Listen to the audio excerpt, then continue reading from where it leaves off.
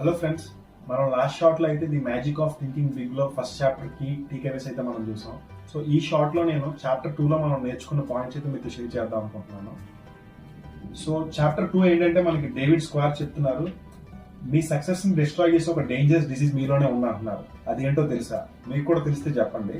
So ఈ content చూసిన తర్వాత మీకే ఆటోమేటిక్గా అర్థమవుతుంది. డేవిడ్ స్క్వేర్ చెప్పినట్లు ఎక్స్క్యూజెస్ అంటే ఎక్స్క్యూజెస్ చెప్తూ మనమే కిల్ చేసుకుంటాం మన సక్సెస్ని అనమాట. First point, health excuse.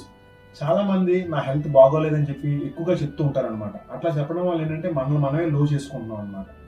మెయిన్గా హెల్త్ కోసం చెప్పేటప్పుడు ఏంటంటే ఎక్కువగా దానికోసం ఆలోచించి దానికోసం స్ట్రెస్గా ఫీల్ అయ్యి లోగా వెళ్తాం అనమాట. ఎగ్జాంపుల్, కొంతమంది జిమ్ స్టార్ట్ చేయాలంటే నాకు చాలా బాడీ పెయిన్స్ ఉన్నాయని చెప్పి అట్లా ఎక్స్క్యూజ్ చెప్తూ ఉంటారు. కానీ మొబైల్ ఫోన్ పట్టుకొని స్క్రోలింగ్ మాత్రం హవర్స్ అండ్ హవర్స్ చేస్తూ ఉంటారు. సో అదొక ఎక్స్క్యూజ్. పాయింట్ 2 ఏంటంటే ఇంటెలిజెంట్ ఎక్స్క్యూజ్.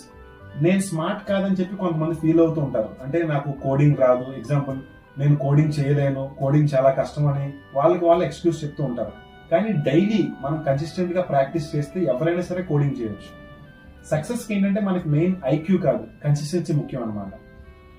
థర్డ్ పాయింట్, నేను చిన్నవాడిని లేదా లేట్ అయింది అంటూ ఉంటారు. ఎగ్జాంపుల్ కొంతమంది, అంటే ఎగ్జాంపుల్ యంగ్ వాళ్ళు ఇంకా టైం ఉంది కదా, ఇంకా స్టార్ట్ చేద్దాం, ఇంకా చాలా టైం ఉంది కదా అని చెప్పి ఆ కైండ్ ఆఫ్ మైండ్ సెట్ తో ఉంటారనమాట. ఓల్డ్ వాళ్ళు ఏంటంటే ఓల్డ్ పీపుల్ కదా, నేను ఇప్పుడు స్టార్ట్ చేయడానికి లేట్ అయ్యింది, సో ఇప్పుడు వద్దు అని చెప్పి క్విట్ చేస్తూ ఉంటారు.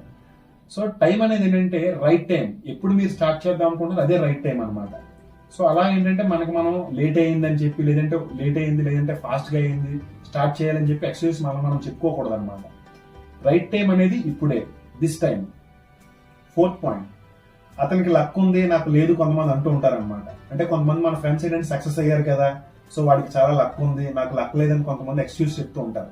కానీ మనం గమనించాల్సింది ఏంటంటే వాడి హార్డ్ వర్క్ అనేది మనకు కనిపించదు అనమాట. ఓన్లీ వాడు సక్సెస్ అయ్యాడు కదా అని చెప్పి ఒక రీజన్ మనం ఎక్స్క్యూజ్ చెప్పుకుంటూ ఉంటాం అనమాట.